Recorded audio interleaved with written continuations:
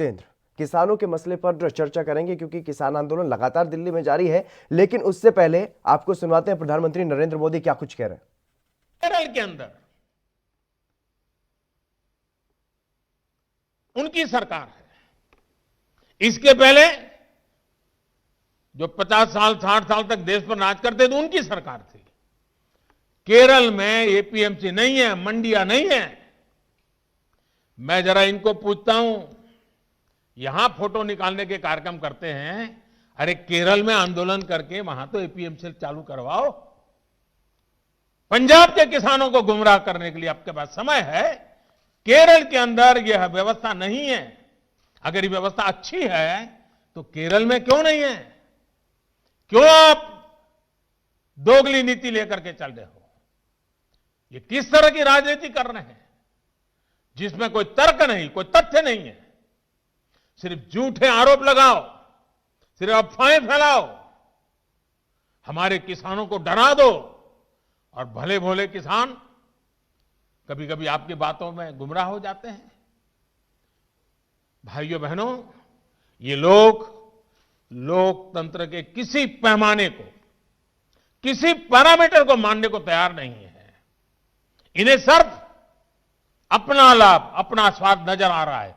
और मैं जितनी बातें बता रहा हूं किसानों के लिए नहीं बोल रहा हूं। किसानों के नाम पर अपने झंडे लेकर के जो खेल खेल रहे हैं, अब उनको ये सच सुनना पड़ेगा। और हर बात को किसानों को गाली दी, किसानों को अपमानित किया, ऐसे कर करके बच नहीं सकते हो आप लोग। ये लोग अखबारों और मीडिया में जगह बनाकर राजनीतिक मैदान में खुद के जिंदा रहने की जड़ी बूटी खोज रहे हैं। लेकिन देश का किसान उनको पहचान गया है। अब देश का किसान उनको ये जड़ी बूटी कभी देने वाला नहीं है। कोई भी राजनीति, लोकतंत्र में राजनीति करने का उनको हक है, हमें इसका विरोध नहीं है।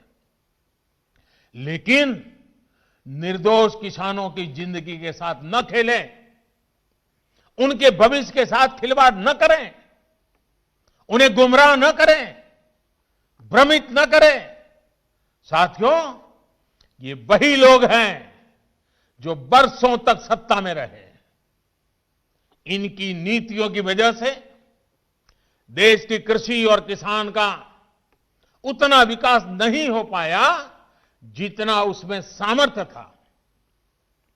पहले की सरकारों की नीतियों की वजह से सबसे ज्यादा बर्बाद वो किसान हुआ जिसके पास न तो ज्यादा जमीन थी, न ज्यादा संसाधन। इस छोटे किसान को बैंकों से पैसा नहीं मिलता था क्योंकि उसके पास तो बैंक खाता तक नहीं था। पहले के समय में जो फसल बीमा योजना थी, उसका लाभ भी इन छोटे किसानों के लिए तो कहीं नामो निशान नहीं था। कोई इक्का दुक्का कहीं मिल जाए तो अलग बात है। इस छोटे किसान को खेत सिंचने के लिए न पानी मिलता था, न बिजली मिलती थी। वो हमारा बेचारा गरीब किसान अपना खून पसीना लगाकर वो खेतों में जो पैदा भी करता था, उसे बेचने में भी उसकी हालत खराब हो जाती थी। इस छोटे किसान की सुध लेने वाला कोई नहीं था। और आज मैं देशवासियों को फिर याद दिलाना चाहता हूं, देश में इन किसानों की संख्या छोटी नहीं है। जिनके साथ यह अन्याय किया गया है ना, ये संख्या 80% से ज्यादा किसान इस देश में हैं। करीब करीब 10 करोड़ से भी ज्यादा, जो इतने वर्षों तक सत्ता में रहे, उन्होंने इन किसानों को अपने हाल पर छोड़ दिया था। चुनाव होते रहे, सरकारें बनती रही, रिपोर्ट आती रही, आयोग बनते रहे, वादे करो भुला दो, करो भुला दो, यही सब हुआ। लेकिन किसान की स्थिति नहीं बदली। नतीजा क्या हुआ? गरीब किसान और गरीब होता गया। क्या देश में इस स्थिति को बदलना आवश्यक नहीं था? मेरे किसान भाइयों और बहनों, 2014 में सरकार बनने के बाद हमारी सरकार ने नई अप्रोच के साथ काम करना शुरू किया। हमने देश के किसान की छोटी छोटी दिक्कतों और कृषि के आधुनिकीकरण, उसे भविष्य की जरूरतों के लिए तैयार करने, दोनों पर एक साथ ध्यान दिया। हम बहुत सुनते थे कि उस देश में खेती इतनी आधुनिक है, वहां का किसान इतना समृद्ध है। कभी इजराइल का उदाहरण सुनते रहते थे। हमने दुनिया भर में कृषि क्षेत्र में क्या क्रांति आई है, क्या बदलाव आए हैं, क्या नए इनिशिएटिव आए हैं, क्या अर्थव्यवस्था के साथ कैसे जोड़ा है, सारी चीजों का गहन अध्ययन किया। इसके बाद हमने अपने अलग अलग लक्ष्य बनाए और सभी पर एक साथ काम शुरू किया। हमने लक्ष्य बनाकर काम किया कि देश के किसानों का खेती पर होने वाला खर्च, इनपुट कॉस्ट, ये कम हो, उसका खर्चा कम हो। सॉइल हेल्थ कार्ड, यूरिया की नीम कोटिंग, लाखों की संख्या में सोलर पंप, ये सारी योजनाएं उनका इनपुट कॉस्ट कम करने के लिए एक के बाद एक उठाई। हमारी सरकार ने प्रयास किया कि किसान के पास एक बेहतर फसल बीमा कवच हो। आज देश के करोड़ों किसानों को पीएम फसल बीमा योजना का लाभ हो रहा है। तो सुना आपने किस तरीके से प्रधानमंत्री नरेंद्र मोदी विरोधी दलों पर बरसते हुए नजर आए और किसानों को यह बताया कि भोले भाले किसान हैं जो कि गुमराह हुए हैं। और किसानों का आंदोलन वहीं लगातार जारी है। एक तरफ सरकार और खुद प्रधानमंत्री नरेंद्र मोदी किसानों को कानून समझा रहे हैं, देश के किसानों से संवाद कर रहे हैं, किसान सम्मान निधि की नई किस्त भी आज जारी की गई है। तो वहीं किसान आंदोलन को आगे बढ़ा रहे हैं और आगे की रणनीति पर चर्चा कर रहे हैं ताकि सरकार पर दबाव बनाया जा सके और ये जो कानून जिनका वो विरोध कर रहे हैं उनको रद्द करवाया जा सके। इस रिपोर्ट में आप देखिए।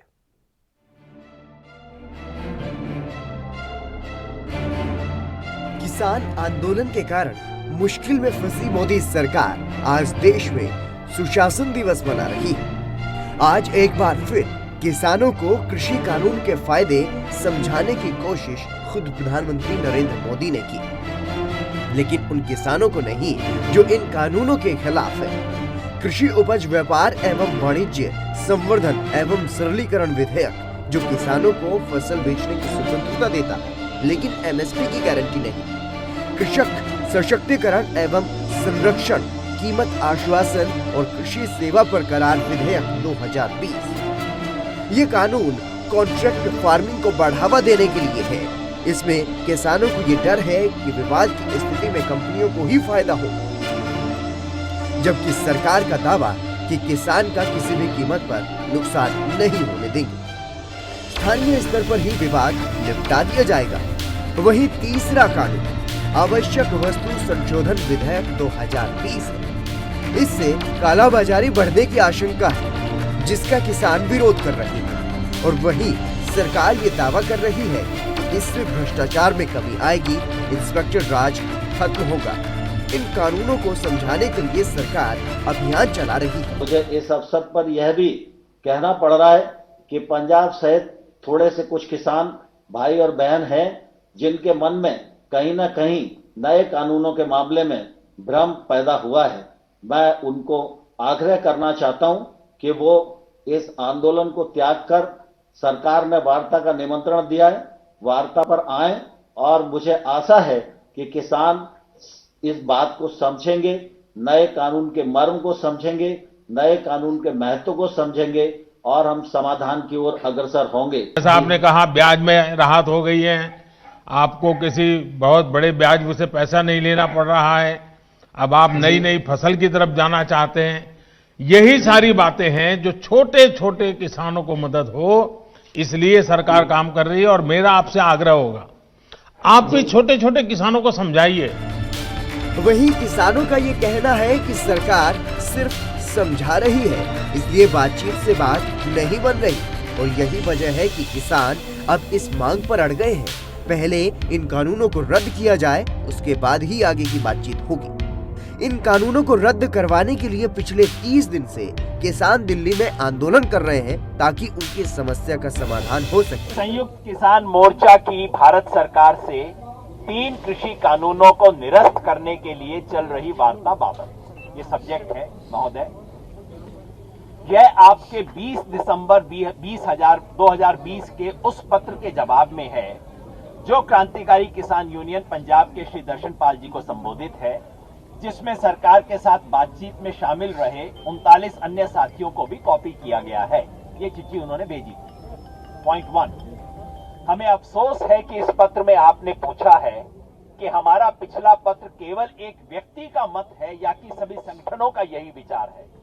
हम आपको बता देना चाहते हैं कि डॉक्टर दर्शन पाल जी के नाम से भेजा गया पिछला पत्र और यह संयुक्त पत्र संयुक्त किसान मोर्चा के इस आंदोलन में शामिल सभी संगठनों द्वारा लोकतांत्रिक चर्चा के बाद सर्वसम्मति से बनी राय है। इसके बारे में सवाल उठाना सरकार का काम नहीं है। पॉइंट 2, हमें बहुत दुख के साथ यह भी कहना पड़ रहा है कि भारत सरकार के अन्य कई प्रयासों की तरह आपका यह पत्र भी किसान आंदोलन को नित नए तरीके से बदनाम करने का प्रयास है। यह किसी से छुपा नहीं है कि भारत सरकार पूरे देश के किसानों के शांतिपूर्ण जमीनी और कानून सम्मत संघर्ष को अलगाववादियों और चरमपंथियों के रूप में पेश करने, सांप्रदायिकतावादी और क्षेत्रीय रंग में रंगने और बेतुका और तर्कहीन शक्ल में चित्रित करने की कोशिश करती रही है। सरकार का यह रवैया किसानों को अपने अस्तित्व की रक्षा की खातिर अपना विरोध प्रदर्शन तेज करने के लिए मजबूर कर रहा है। वही किसान सरकार का ध्यान आकर्षित करवाने के लिए अलग अलग तरीके से अपने आंदोलन को आगे बढ़ा रहे हैं। दिल्ली में जहां क्रमिक भूख हड़ताल की जा रही है, तो वहीं हरियाणा में आज टोल फ्री भी किया गया है। अलग अलग जगहों पर टोल नाकों के बैरियर को उठाया गया है कि ਅਸੀਂ ਮੋਦੀ ਦੇ ਜੇ ਕਾਲੇ ਕਾਨੂੰਨ ਵਾਪਸ ਕਰਾਉਣ ਖਾਤਰ ਇੱਥੇ ਆਏ ਆ ਧਰਨਾ ਲਾਉਣ। ਤਕਰੀਬਨ ਇਹ ਮੋਦੀ ਦੀਆਂ ਜਿਹੜੀਆਂ ਨੀਤੀਆਂ ਨੇ ਇਹਨੂੰ ਛੇਤੀ ਤੋਂ ਛੇਤੀ ਵਾਪਸ ਲੈਣਾ ਚਾਹੀਦਾ, ਨਹੀਂ ਤਾਂ ਫਿਰ ਅਸੀਂ ਭਾਈ ਆਏ ਹੋਏ ਆ ਹੁਣ 2 ਮਹੀਨਾ ਜੋ ਇਹਨੇ ਹਾਲੇ ਸੱਤੇ ਸੰਘਰਸ਼ ਕਰਾਉਣਾ ਹੋਇਆ ਕਰਾ ਸਕਦਾ, ਅਸੀਂ ਇੱਥੇ 2 ਮਹੀਨੇ ਲਾਵਾਂਗੇ। सर अभी जो बोल रहे कि बातचीत होगी, बातचीत के लिए फिर से बोला बातचीत तो भाई बहुत बार हो लिया, पर आज किसान जथेबंदियां जो बात करेंगे वो तो वही बता सकते हैं, हम तो कुछ नहीं बता सकते। जी सर, वो बताओगे। हम चाहते हैं भी मोदी को मान लेना चाहिए। ये जो ठंड पड़ रही है इतनी ज्यादा, ठंड का हमारे पर कोई असर नहीं है। ठंड नहीं लग तो ही रहा है कि मोदी को वापस लेना चाहिए बिल। सर वापस तो लेना चाहिए, पर गवर्नमेंट जो बातचीत करने के लिए नहीं बातचीत तो 5 बार मीटिंग हो ली मोदी गवर्नमेंट ਨਾਲ ਕਿਸਾਨ ਜਥੇਬੰਦੀਆਂ ਦੀ 5 ਵਾਰ ਮੀਟਿੰਗ ਹੋ ਲਈ ਆ, ਪਰ ਕੋਈ ਛਿੱਟਾ ਨਹੀਂ ਨਿਕਲਿਆ। ਪਰ ਹੁਣ ਸਾਡੀਆਂ ਜਥੇਬੰਦੀਆਂ ਨੇ ਇਹ ਕਹਿਤਾ ਵੀ ਯੈਸ ਜਾਂ ਨੋ, ਸਿਰਫ ਇੱਕ ਹੀ ਗੱਲ ਹੋਣੀ ਹੈ। यस या नो चाहते हैं। ਹਾਂਜੀ ਵੀ ਬਿੱਲ ਵਾਪਸ ਲਓ। यस या नो छोड़ के थोड़ा सा बातचीत कर लीजिए, तो बातचीत का ਨਹੀਂ ਉਦੋਂ 5 ਵਾਰ ਗੱਲਬਾਤ ਹੋ ਚੁੱਕੀ ਆ ਪਹਿਲਾਂ, ਹੁਣ ਤਾਂ ਸਿਰਫ ਯੈਸ ਜਾਂ ਨੋ। तो सर आप लोग को क्या लग रही है, जो 5 बार मीटिंग रहा है, पूरा मीटिंग इनकंक्लूसिव रहा है, मतलब कोई सुराहा नहीं निकला है? नहीं कोई छिट्टा नहीं निकले। तो अभी क्या लग रहा है सर, आप लोग मतलब इकट्ठे कितना दिन तक ये मतलब लगातार रहे? जब तक बिल वापस नहीं होंगे, अच्छा, जब तक बिल वापस नहीं होंगे ਅਸੀਂ ਇੱਥੋਂ नहीं जावांगे, बिल वापस करा के जावांगे। इस आंदोलन को लेकर हर कोई सरकार को नसीहत दे रहा है। एक इंटरव्यू में पूर्व प्रधानमंत्री अटल बिहारी वाजपेयी के कार्यकाल में कृषि मंत्री रहे सोमपाल शास्त्री ने भी सरकार को अहम सलाह दी है और किसानों के हित में एमएसपी पर कानून बनाने की वकालत की है, लेकिन सरकार शायद मानने को तैयार नहीं है। एक अनुमान के अनुसार देश में केवल 6% किसानों को एमएसपी मिलता है, जिनमें से सबसे ज्यादा किसान पंजाब और हरियाणा के ही हैं और इसी वजह से इन नए कानूनों का विरोध भी इन इलाकों में ही ज्यादा हो रहा है। Bureau report ANB news.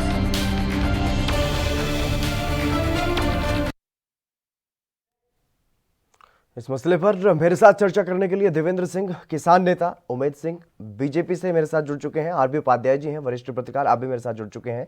आप तीनों मेहमानों का स्वागत है एनबी न्यूज पर। सबसे पहले देवेंद्र सिंह, मैं आपके पास आना चाहूंगा क्योंकि जिस तरीके से हमने प्रधानमंत्री नरेंद्र मोदी को भी सुना है, आज वो किसानों को संबोधित कर रहे हैं। 6 राज्य के अलग अलग जो किसान संगठन है या फिर किसान है, उनको आज संबोधित करते हुए साफ तौर पर प्रधानमंत्री नरेंद्र मोदी ने ये कहा है कि कुछ लोग जिनकी राजनीतिक जमीन खिसक रही है, वो लोग किसानों को गुमराह कर रहे हैं और कुछ भोले भाले किसान गुमराह भी हो रहे हैं। ऐसे में किस तरीके से देखते हैं किसान आंदोलन को? क्या ये भोले भाले किसान जो राजनीतिक दलों ने भरमा दिया है, जिनको जो गुमराह हो गए, या वो ये आंदोलन कर रहे हैं?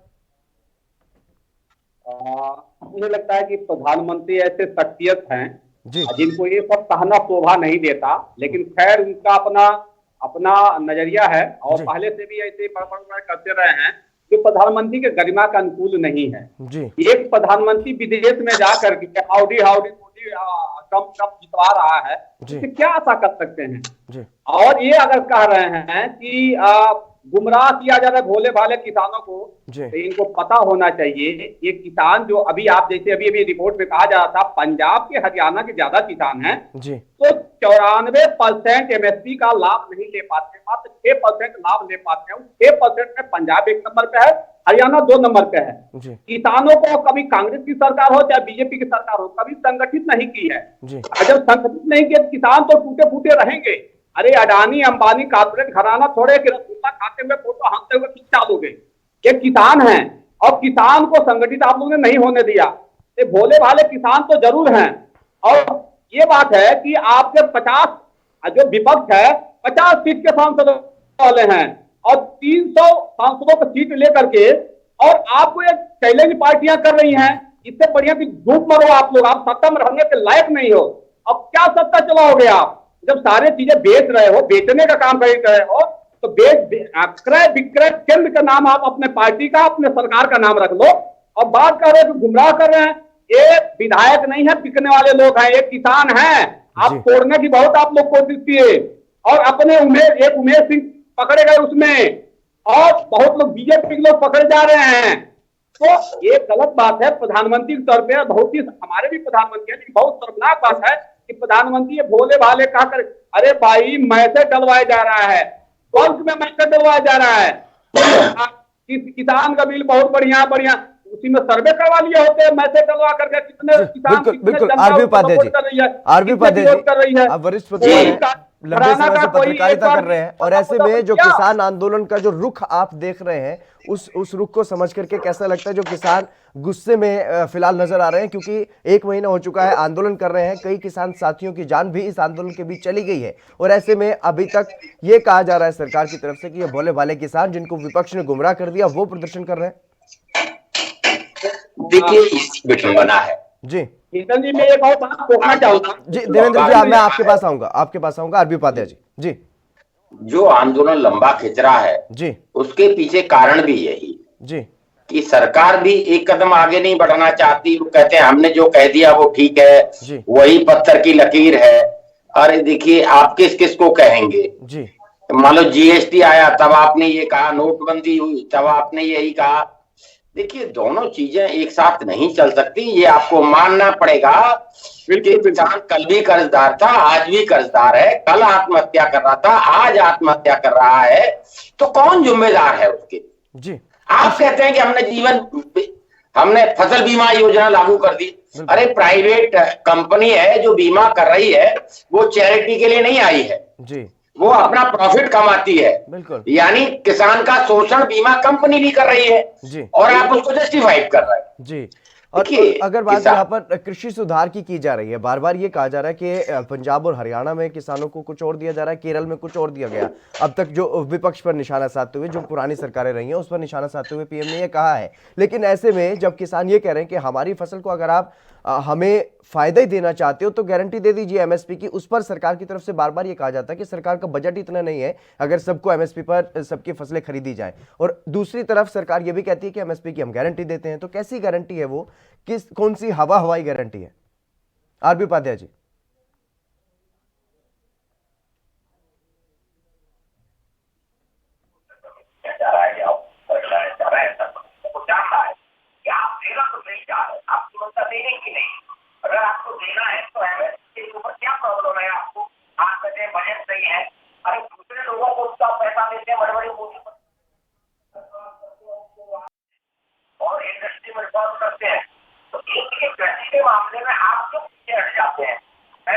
की जब कोई बात आती है, आप 1970 में जो सैलरी थी वो आज देखेंगे 200 गुना बढ़ चुकी है। और एमएसपी कितनी बड़ी है, एमएसपी का दोनों चीजें हैं। अगर महंगाई बढ़ती है तो आवास के लिए नहीं बढ़ती है, किसान के लिए भी महंगाई बढ़ती है। और किसान का जो एमएसपी है वो आप इसलिए नहीं बढ़ाते हैं कि भी महंगाई बढ़ जाएगी, पेट्रोल का रेट बढ़ जाए, डीजल का बढ़ जाए, उसकी महंगाई का कोई समझ नहीं है। और बड़ा देश में देखिए आज तक किसान आजादी के सालों बाद की हालात मजबूर है। मजदूर को पता है दूसरे महीने में उसे 500 रुपये मिलेंगे, मिल जाएंगे। किसान देखिए पूरे रात दिन मेहनत करता है और उसके बाद ये श्योर नहीं है कि उसे मजदूरी मिलेगी या नहीं मिलेगी। तो बने हुए हैं उन्हें भी चर्चा में ले आते हैं। उमेद जी क्या कहेंगे, क्योंकि लगातार जिस तरीके से जो सरकार का रवैया है और सरकार की तरफ से बार बार यही आरोप लगाया जा रहा है कि ये जो किसान आंदोलन है वो हाईजैक किया हुआ है, वो विपक्ष की तरफ से उसको आगे बढ़ाया जा रहा है, लेकिन बार बार किसान ये कह रहे हैं कि हमारी मांगे मान लीजिए, जिस पर सरकार की तरफ से आश्वासन तो दिया जाता है, लेकिन अगर उस पर कोई तरीके से बात पूछी जाए कि ये इसको क्यों नहीं कर रहे, तो उस पर साफ साफ कहते हुए नजर आते हैं कि ऐसा सरकार नहीं कर सकती।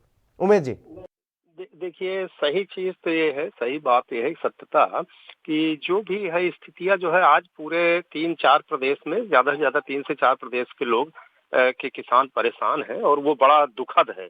जो घटनाएं भी घटी वो भी बहुत दुखद है और इसीलिए शुरू से ही माननीय प्रधानमंत्री, माननीय कृषि मंत्री नरेंद्र तोमर साहब ने सभी ने आग्रह करते रहे किसानों से कि ये सब तो उसको बंद करें और वार्ता से ही कोई हल निकलेगा, और वही आज भी कह रहे हैं। आज भी सरकार पूरी तरह से प्रयासरत न है। उनको यही सोचना है सरकार को कि किसानों को का नुकसान ना हो, कि पता चले कि 10% किसानों के पीछे और 90% किसानों का नुकसान हो जाए। वो देखना है कि सबको फायदा मिले, हर किसान को, एक किसान को फायदा मिले, उमेद जी उसमें कोई भेदभाव ना हो और एक अच्छा रिजल्ट आए। बिल्कुल बिल्कुल उमेद जी, किसी से भेदभाव नहीं होना चाहिए, सबको बराबर हक मिलना चाहिए। तो ऐसे में अगर एमएसपी, चलिए गेहूं की बात कर लेते हैं, अगर 1975 एमएसपी तय की गई है तो किसानों का गेहूं कितने रुपए के दाम में बिका, जिस व्यवस्था को यूं ही बरकरार रखने की बात आप लोग करते हैं, तो उसमें ये बड़ी समस्या है, थोड़ा कंफ्यूजन सा है कि अगर एमएसपी जो तय की जाती है वो मिलती ही नहीं तो फिर एमएसपी का फायदा क्या है। किसानों की तरफ से सीधा यही सवाल है कि आप एमएसपी पर तो गारंटी दे दीजिए, बाद में नए कानून ले आना है।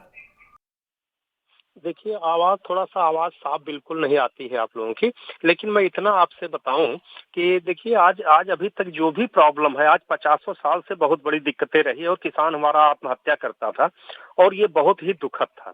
आज उसके लिए अगर कदम उठाया गया तो कड़ा कदम उठाना पड़ता है। अगर किसी एक चीज की गरह खत्म करना है, हमेशा के लिए परमानेंट जो है इलाज करना है, तो कुछ न कुछ कठिन कदम उठाना पड़ेगा। आज वो चीज हमारी भारतीय जनता पार्टी नरेंद्र मोदी जी की सरकार ने वो कदम उठाया है और किसान हित में उठाया है। ठीक है, कुछ किसान नाराज हैं, जो आप लोग हैं, दोबारा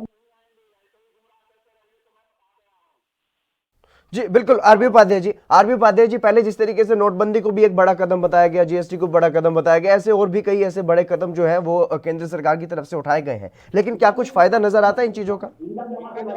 आरबी उपाध्याय जी देखिए, नोटबंदी का किसी से छुपा नहीं है, कोई फायदा देश को नहीं हुआ, बल्कि उद्योग धंधे चौपट हो गए, देश की इकोनॉमी बर्बाद हो गई जी। और उसी का परिणाम है कि किसान विश्वास नहीं कर रहा है कि आप कहते हैं कि इससे भला होगा, लेकिन भला होता नहीं है। और इस बिल से किसान को लग रहा है। देखिए, एक बात बिल्कुल है कि जिस आड़ती को आप बिचौलिया कह रहे हैं, उसे हटाने की बात करते हैं, वही सुषमा स्वराज जी का बयान संसद में दिया था। उन्होंने कहा ये बिचौलिए ऑल टाइम पेटीएम है, जब भात भरता है, जब शादी करता है, यही आड़ती पैसा देता है, बैंक नहीं देता है। तो एक तरफ आपका वो वर्जन था और एक आज का वर्जन है, आप कह रहे हैं कि बिचौलिए लूट रहे हैं। देखिए, ऐसा है, जो आप कह रहे हैं उस पर विश्वास कैसे करेंगे? जी बिल्कुल आरबी उपाध्याय जी, वक्त की थोड़ी कमी है फिलहाल। बहुत बहुत शुक्रिया आरबी उपाध्याय जी, आपका भी बहुत बहुत शुक्रिया। उमेद जी आपका भी शुक्रिया, और देवेंद्र सिंह जी मेरे साथ जुड़े थे, किसान नेता, आपका भी बहुत बहुत शुक्रिया। फिलहाल जिस तरीके से किसानों का आंदोलन जारी है और प्रधानमंत्री नरेंद्र मोदी की तरफ से जो आश्वासन दिया जाता है, ये आरोप लगाए जाते हैं कि विपक्ष की तरफ से ये आंदोलन चलाया जा रहा है, उसको किसान जो है वो सिरे से खारिज करते हुए नजर आ रहे हैं। फिलहाल रुकेंगे एक छोटे से ब्रेक के लिए, जल्द हाजिर होंगे।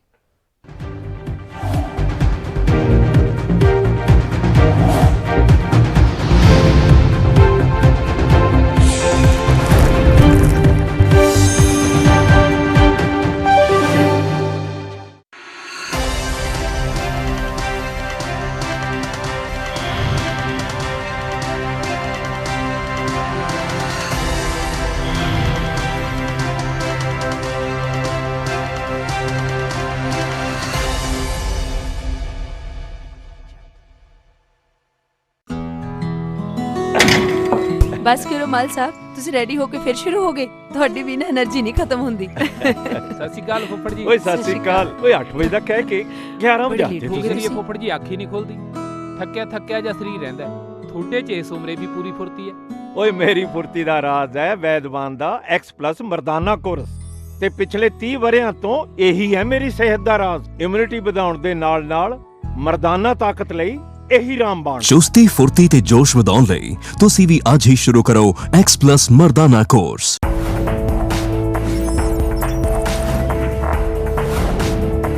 कम ब्रेक और ज्यादा खबरों के साथ देखिए ANP news in channel number पर।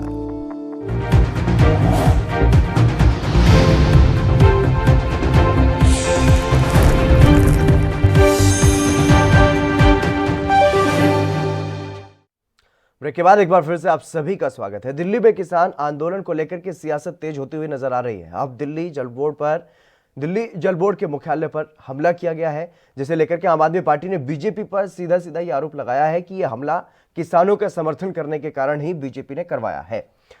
दिल्ली जल बोर्ड के मुख्यालय में गुरुवार को अचानक से एक हिंसक भीड़ ने घुसकर के तोड़फोड़ की है और ऐसा नहीं कि वहां पर सुरक्षा के कोई इंतजाम नहीं थे, वहां पर पुलिस भी है, लेकिन पुलिसकर्मी शांति से खड़े हुए नजर आ रहे हैं। घटना का वीडियो सोशल मीडिया पर वायरल हो रहा है, जिससे अब दिल्ली की कानून व्यवस्था पर भी सवाल खड़ा हो रहा है। झंडेवाला में स्थित डीजीपी के कार्यालय में सैकड़ों की संख्या में ये लोग पहुंचते हैं और सब कुछ तहस नहस करके चले जाते हैं। बोर्ड के उपाध्यक्ष राघव चड्ढा ने आरोप लगाया कि सब कुछ दिल्ली पुलिस की मदद से हुआ है और वो लोग धमकियां दे करके गए हैं कि किसानों का समर्थन करना बंद कर दीजिए, जिसके बाद आम आदमी पार्टी के मुखिया और दिल्ली के सीएम ने भी इस घटना को शर्मनाक बताया और कहा कि किसानों का आखिरी सांस तक समर्थन करते रहेंगे। वहीं डिप्टी सीएम मनीष सिसोदिया ने भी इसे बीजेपी नेताओं की अगुवाई में हुआ हमला बताया। ये तस्वीरें आप देख सकते हैं किस तरीके से पुलिसकर्मी वहां पर खड़े हुए हैं। ये सीसीटीवी फुटेज सामने आया और किस तरीके से वहां पर जो तोड़फोड़ की गई वो भी तस्वीर आप देख सकते हैं।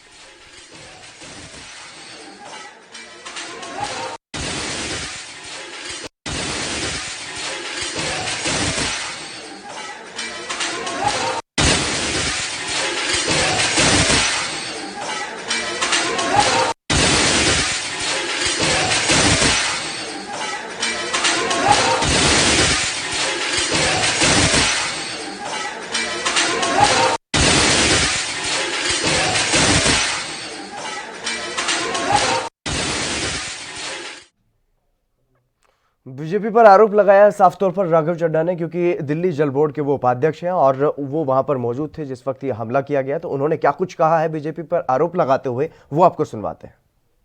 भारतीय जनता पार्टी ने क्यों करा ये समझना अति आवश्यक है। जो ये भाजपा के गुंडे आए, उन्होंने मेरा नाम लेके ललकारा और कहा राघव चड्ढा अपने मुख्यमंत्री अरविंद केजरीवाल को समझा देना, बहुत ज़्यादा किसानों का हितैषी बनता है, बहुत ज़्यादा किसानों की तरफदारी करता है, सेवादार बनकर उनकी ज़्यादा सेवा कर रहा है, ये 3 काले कानून खारिज करने की बात कर रहा है। अपने केजरीवाल को समझा दो, किसानों के पक्ष में बोलना छोड़ दे, वरना हम एक एक करके तुम्हारे सभी विधायकों को ये मज़ा चखाएंगे।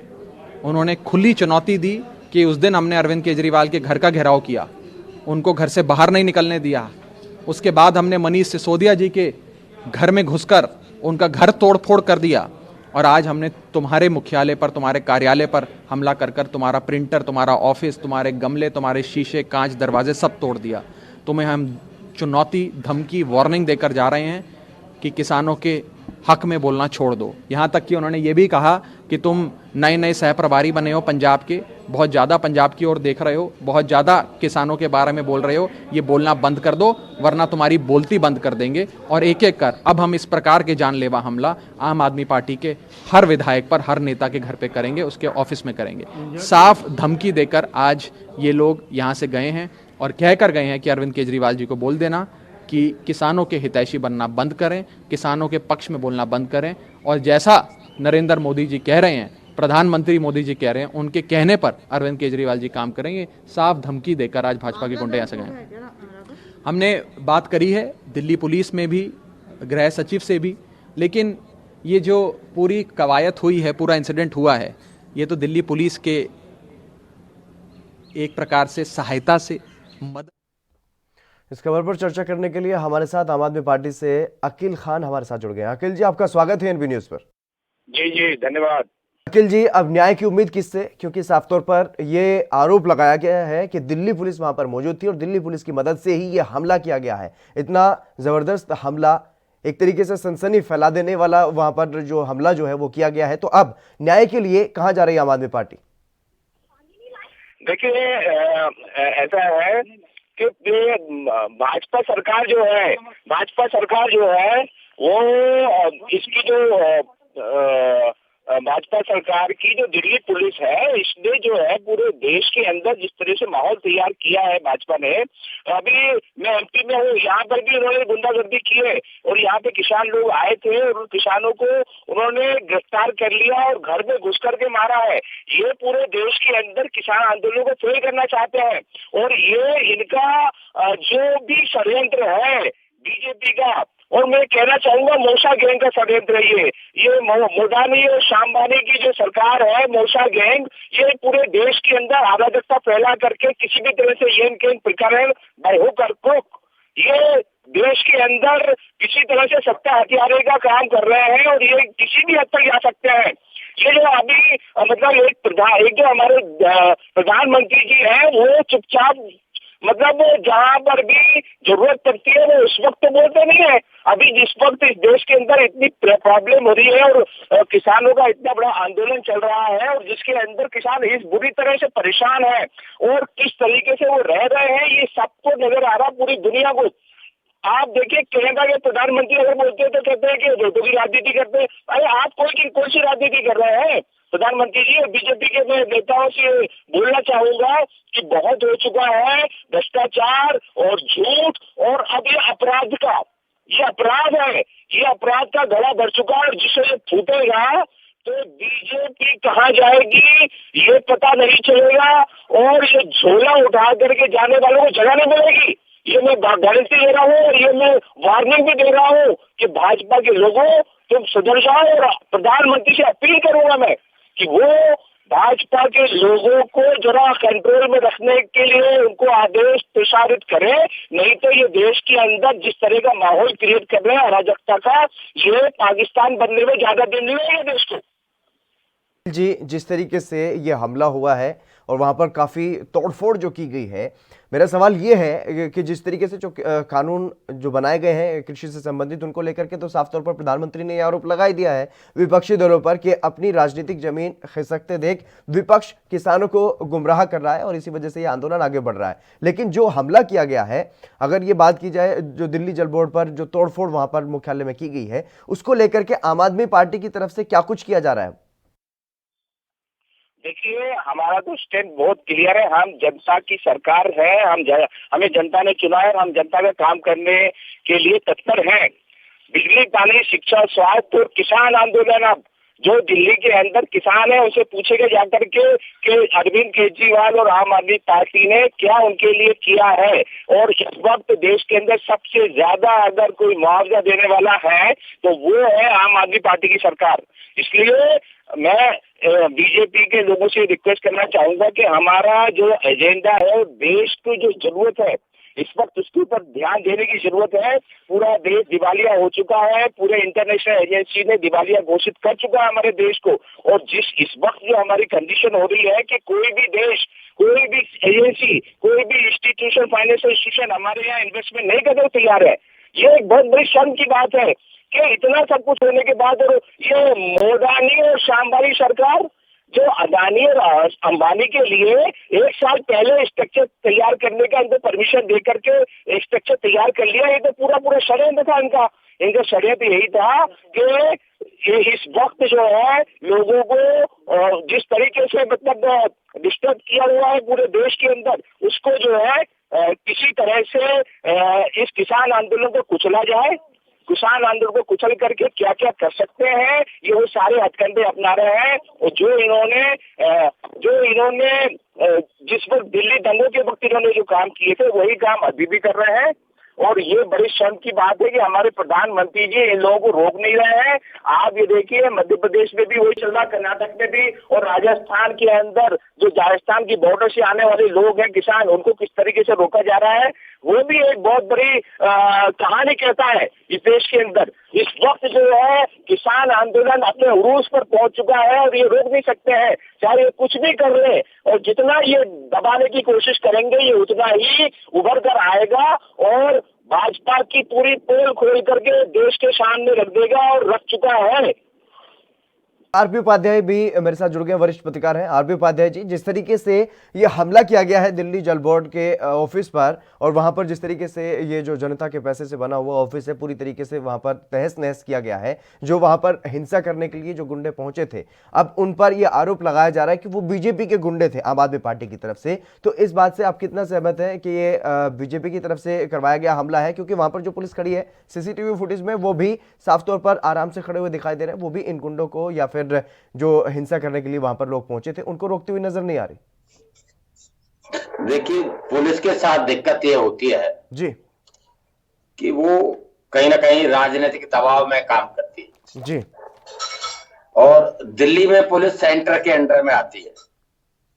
तो आप देखेंगे जब भी बीजेपी का प्रदर्शन होता है तब कार्रवाई अलग होती है जी, जो दिखती नहीं है। जबकि विपक्ष आंदोलन करता है तो पुलिस की भूमिका कुछ अलग नजर आती है जी। और जहां तक दिल्ली जल बोर्ड का प्रश्न है या प्रदर्शन का प्रश्न है, आप देखेंगे काफी दिनों से एक नूरा कुश्ती चल रही है जी। बीजेपी एमसीडी में जो सैलरी नहीं मिल रही है, जो हालात खराब है, उसके लिए आम आदमी पार्टी को जिम्मेदार ठहराने की कोशिश करती है जी। आम आदमी पार्टी का ये होता है कि भाई आपका मिसमैनेजमेंट है जी, और जो आपका भ्रष्टाचार है, भ्रष्टाचार की वजह से एमसीडी आप संभाल नहीं पा रहे हैं और एमसीडी के हालात बद से बदतर होते चले जा रहे हैं जी। 6 महीने से सैलरी नहीं मिल रही है। अब देखिए, एक कर्मचारी को 6 महीने सैलरी न मिले जी, तो उसके घर के हालात क्या होंगे, बिल्कुल, ये किसी से छुपा नहीं है जी। अब ये है कि उसको जस्टिफाइड करने के लिए बीजेपी कभी केजरीवाल जी के घर के सामने प्रदर्शन करती है जी, कभी उनके ऑफिस के सामने प्रदर्शन करती है जी। अलग अलग तरीके से वो जस्टिफाइड करने की कोशिश करती है कि भी ये जो जिम्मेदारी है ये कहीं ना कहीं राज्य सरकार की, और राज्य सरकार पैसा नहीं दे रही है जी, इसलिए ये हालात बद से बदतर हो रहे हैं। और दूसरा आप देखेंगे कि निगम के चुनाव आने वाले हैं जी।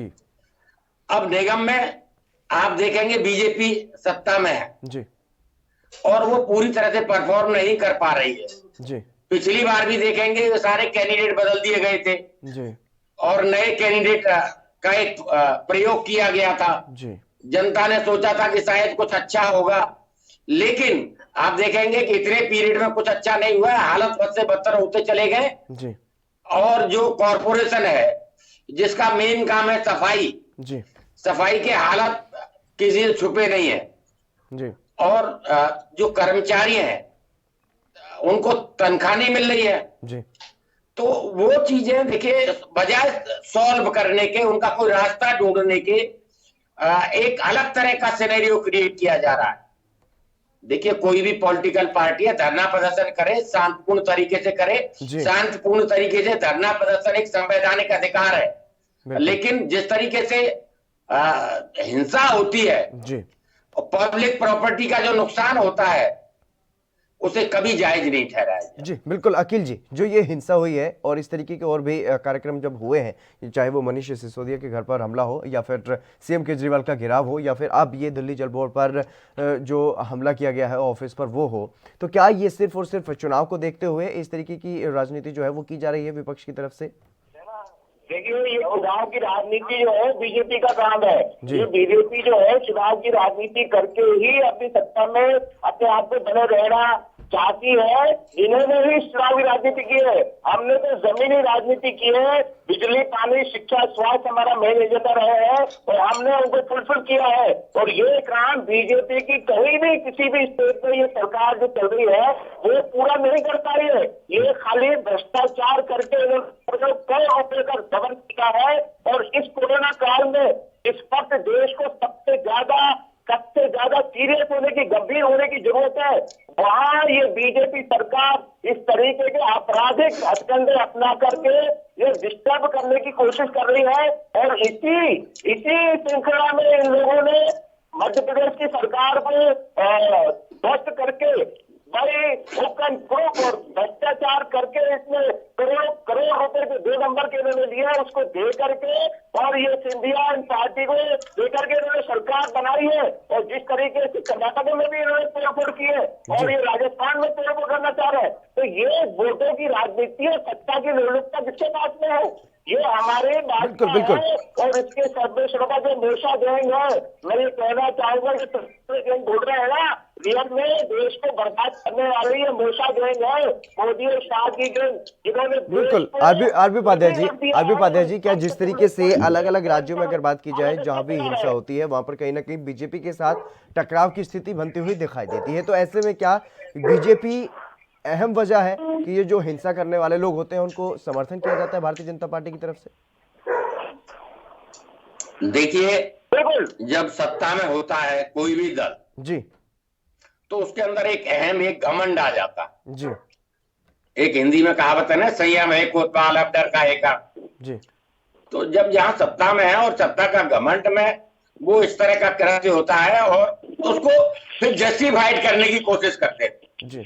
मान लीजिए मनीष सिसोदिया के घर पे हमला हुआ जी, आप उसे डिनाई कर सकते हैं कि वो बीजेपी ने नहीं किया, भाई उनके हाथ घर में नहीं घुसे जी।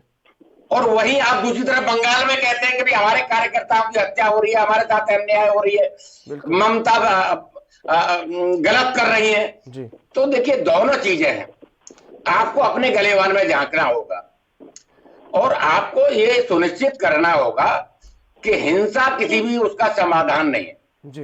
आंदोलन संवैधानिक अधिकार हो सकता है लेकिन उसके अंदर है हिंसा।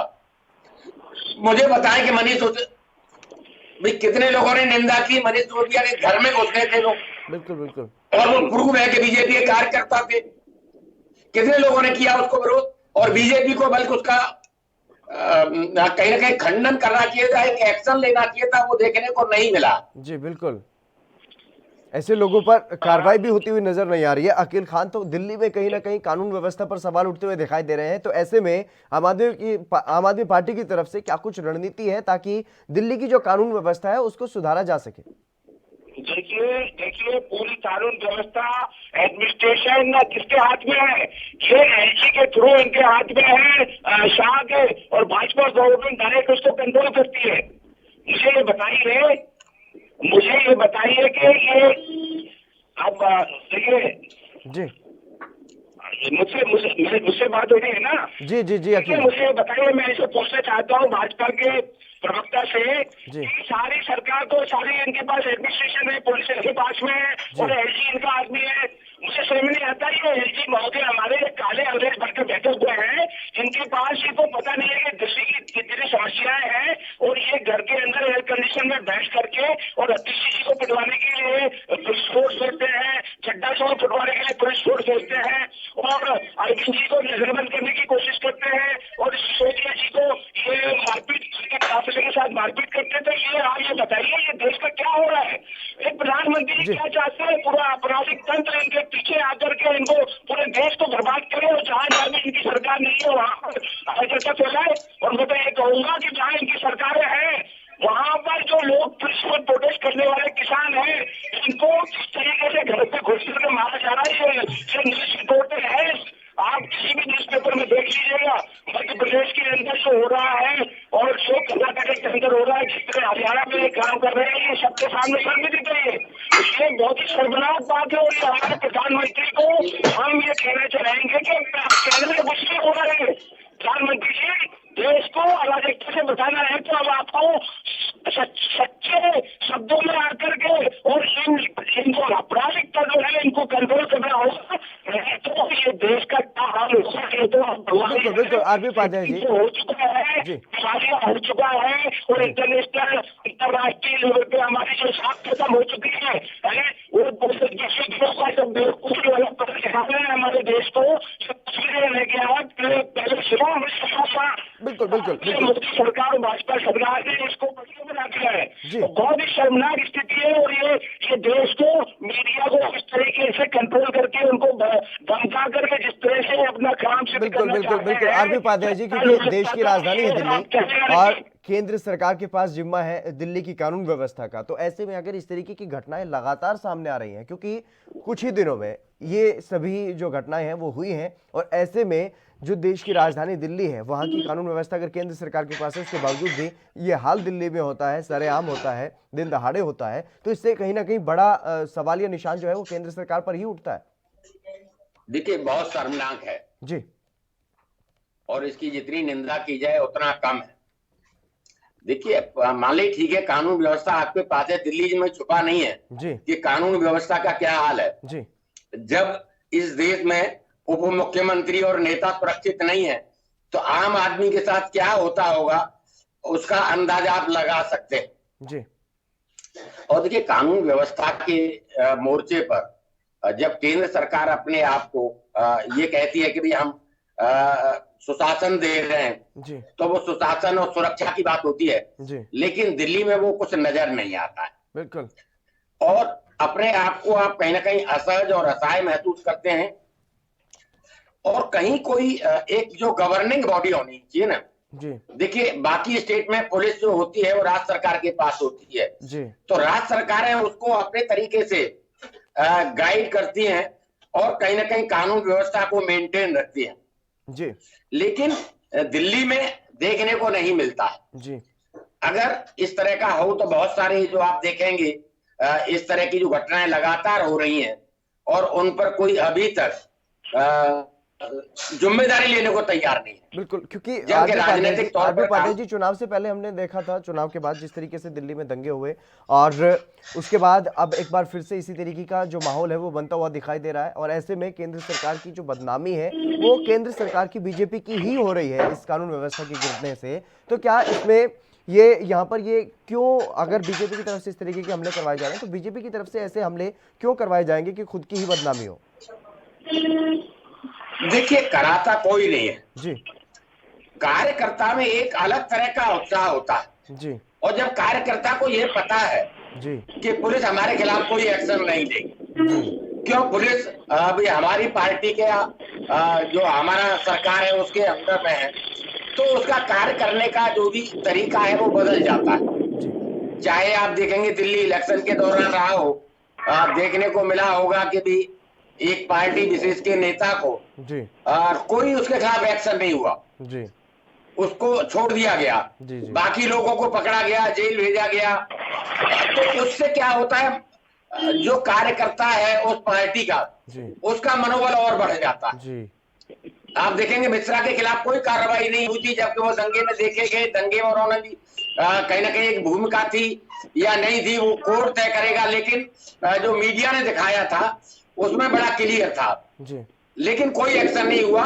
तो ये क्या है, कहीं ना कहीं प्रोत्साहित करती है इस तरह के कृत्य के लिए, जो कि कहीं भी न देश के हित में होते हैं और न प्रदेश के हित में होते हैं। लेकिन कार्रवाई जो एक पार्टी है उसके कार्यकर्ता के खिलाफ नहीं होती है, इसलिए आप देखेंगे कि वो मनीष सिसोदिया के घर में घुस जाते हैं, दिल्ली जल रोड के ऑफिस में घुस जाएंगे, भी वहां लोगों को उकसाएंगे। तो ये सब चीजें कंडेम करना चाहिए। बिल्कुल बिल्कुल। अखिल जी, आम आदमी पार्टी की तरफ से और दिल्ली सरकार की तरफ से अब क्या कुछ रणनीति बनाई जाएगी ताकि दिल्ली की कानून व्यवस्था को ठीक करवाया जा सके केंद्रीय सरकार पर, क्योंकि केंद्रीय गृह मंत्री के पास दिल्ली की कानून व्यवस्था का जिम्मा है, तो क्या कुछ रणनीति रहेगी आगे की और किस तरीके से काम किया जाएगा ताकि दिल्ली में इस तरीके की घटनाएं अब आगे और ना हो? देखिए बहुत ही क्लियर कट बात है, बहुत ही सिंपल है कि दिल्ली की कानून व्यवस्था और दिल्ली पुलिस सीधी भाजपा के हाथ में है, जो हमारे से चुनाव जी कंट्रोल करती है। और ये दिल्ली दंगों की आपने बात की है, दिल्ली दंगों में ये साफ जाहिर हो गया है कि जो ये भाजपा सरकार इस तरीके से इन्होंने गुंडों को बुलाया और दिल्ली में दंगे कराए, मेरठ के गुंडे आए दिल्ली में दंगे कराए और पुलिस के संरक्षण में ये सारा काम हुआ है, ये पूरा देश जानता है। और फिर भी आंखें मूंद करके अपने आप को बचाने की कोशिश कर रहे हैं। और जिस तरीके से अरविंद केजरीवाल जी ने जो पैनल ऑफ एडवोकेट्स, जो वकीलों की पैनल बना करके डिफेंड करने के लिए जिन लोगों को खिलाफ इन लोगों ने एट्रोसिटीज की थी, दिल्ली पुलिस और दिल्ली भाजपा के गुंडों ने उसको काउंटर करने के लिए कोर्ट में इन्होंने हमारे आम आदमी पार्टी ने एक पैनल बनाया था, उस पैनल को रिजेक्ट कर दिया एजी ने और उसका एक अलग से एक अप्रोच लेकर के हमारे माननीय राष्ट्रपति जी से सिग्नेचर लगा दिया। ये मतलब एक तरह से हद है जिसकी हद से ज्यादा पार कर सकते हैं देश के अंदर अराजकता फैलाने की कोशिश। बिल्कुल, अशोक यादव भारतीय जनता पार्टी से मेरे साथ इस वक्त जुड़ चुके हैं चर्चा में। अशोक जी, आपका स्वागत है एनबी न्यूज पर। नमस्कार, बहुत बहुत धन्यवाद। अशोक जी, जो दिल्ली में बार बार हमले हो रहे हैं, दिल्ली दंगे हुए पहले और अब जिस तरीके से डिप्टी सीएम और जो दिल्ली जल बोर्ड है उसके वाइस प्रेसिडेंट के ऊपर जो हमला करने की कोशिश की गई और दिल्ली जल बोर्ड का जो ऑफिस है वहां पर तहस नहस कर दी गई, तो इस घटना के बारे में आप क्या कहेंगे? क्या ये जो जिम्मेदारी है उससे अब बचेगी बीजेपी? जी चलिए, फोन कट गया है, डिस्कनेक्ट हो गया है, फिर से जुड़ने की कोशिश करेंगे। लेकिन जिस तरीके से ये जो हमला हुआ है ये काफी शर्मनाक है और इसकी काफी निंदा भी हो रही है कि बिल्कुल। अशोक जी एक बार फिर से मेरे साथ जुड़ गए। अशोक जी, क्या आप मेरी बात सुन पा रहे हैं? हाँ, मैं सुन पा रहा हूँ। जी अशोक जी, मेरा सवाल ये था कि जिस तरीके से ये हमले हो रहे हैं, चाहे वो डिप्टी सीएम पर हमला हुआ, चाहे अब राघव चड्ढा पर ये हमला हुआ और दिल्ली जल बोर्ड में जो तोड़फोड़ वहां पर की गई है, भारी भीड़ वहां पर पहुंचती है और जो सीसीटीवी फुटेज सामने आई उसमें पुलिस कुछ करती हुई दिखाई नहीं दे रही। क्या कुछ वजह है? क्या पुलिस निष्क्रिय हो रही है या फिर जो कमान केंद्रीय गृह मंत्री के हाथ में है वो अब चुनावी रैलियों में व्यस्त है, इसलिए अब ये इतनी ढिलाई पुलिस कर रही? देखिए, मैं आपको बताता हूँ, आपने देखा होगा कि बीते कुछ समय पहले हमारे तीनों मेयर दिल्ली के सीएम केजरीवाल के घर के बाहर धरने पर बैठे रहे। लगभग वो 15 दिन तक बैठे हैं। तो आपको बताता हूँ कि एक असंवेदनशील मुख्यमंत्री एक बार भी अपने घर के बाहर बैठे हुए किसी व्यक्ति से मिलना उचित नहीं समझता और उसके बाद आम आदमी पार्टी के गुंडे आ करके उन शांतिप्रिय धरना प्रदर्शन कर रहे थे, उन पर हमला करने की कोशिश करते हैं। और आपने देखा होगा कि आम आदमी पार्टी के एक विधायक का ऑडियो वायरल हुआ उस भीड़ में कि वो राजनेताओं को तो मारना है, तो गुंडे कौन है? और उसके हम लोगों ने अशोक जी क्या इस तरीके के डिफेंड कर रहे हैं आप ये बातें करके? क्या इस तरीके के हमले जो दिल्ली जल बोर्ड में तोड़फोड़ की गई है? सुनिए, अरे आप मेरी बात तो पूरी बात तो सुनिए, मैं आपको बता रहा हूँ। उसके बाद हम लोगों ने, भारतीय जनता पार्टी दिल्ली प्रदेश ने, युवा मोर्चा ने ठाना कि हम इनके खिलाफ प्रदर्शन करेंगे और हम शांति पर प्रदर्शन करेंगे। हमारे मेयर तब भी इनके प्रति शांतिप्रिय प्रदर्शन कर रहे थे, हम लोगों ने भी शांतिप्रिय प्रदर्शन किया। और उसके बाद जो कल की घटना आप बता रहे हैं, तो वहां पर हमारे लोग बिल्कुल शांतिप्रिय प्रदर्शन कर रहे थे। मटका फोड़ प्रदर्शन था जो टैंकर घोटाला के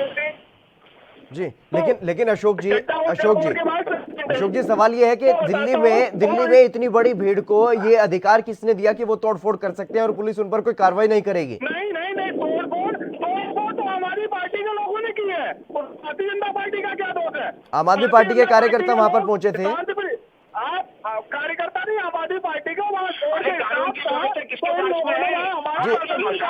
अखिल जी, बिल्कुल अखिल जी, मैं आऊंगा आपके पास। लेकिन अशोक जी सुन लीजिए क्योंकि जिस तरीके से आप कह रहे हैं कि वो उन्हीं के लोग थे, उन्होंने तोड़फोड़ की है, तो फिर कानून व्यवस्था की जिम्मेदारी किसके पास है और क्यों उन लोगों पर कार्रवाई नहीं की गई जो आरोपी हैं?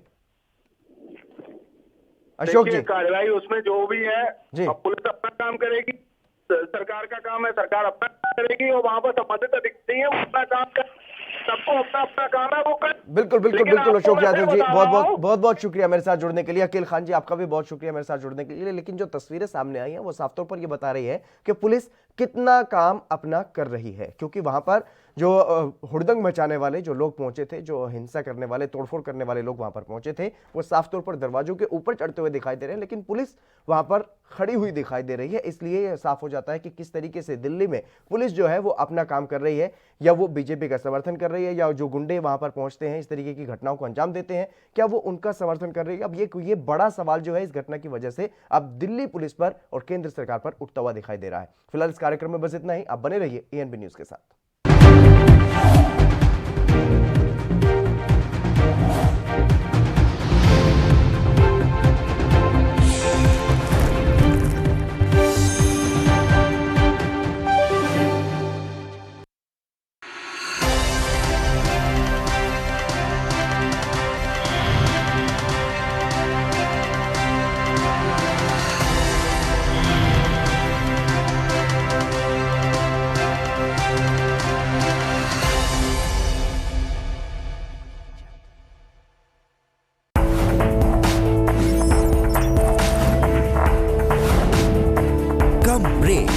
और ज्यादा खबरों के साथ देखिए ANP news in channel number पर।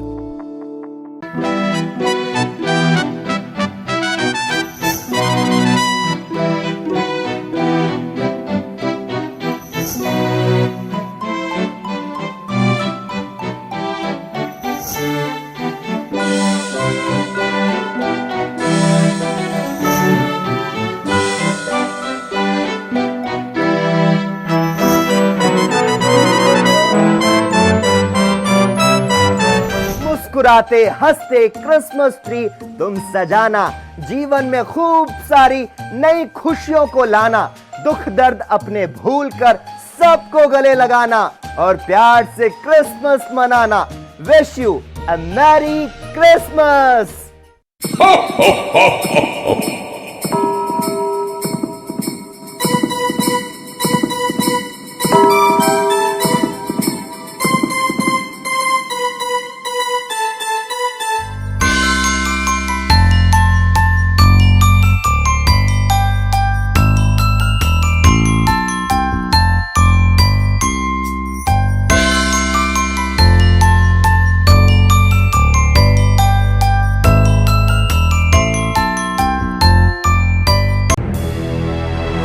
लखनऊ से लेकर चंडीगढ़ तक, मुंबई से लेकर रायपुर तक, क्या है राजनीति की हलचल, क्या है समाज का मिजाज।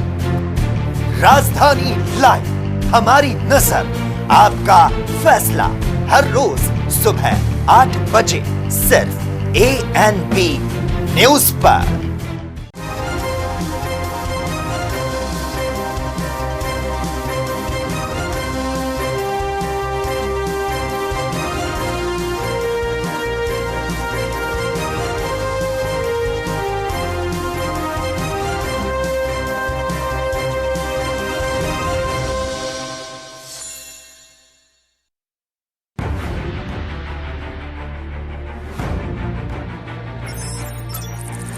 खबर चाहे सियासत की हो या सरकार की, खबर चाहे भ्रष्टाचार की हो या गुनहगार की, दिन भर में क्या रहा देश जगत का हाल, किस मुद्दे ने बनाई किसकी सरकार, रखते हैं हम सब पर नजर, पहुंचाते हैं हम हर खबर। हम हैं ANP न्यूज।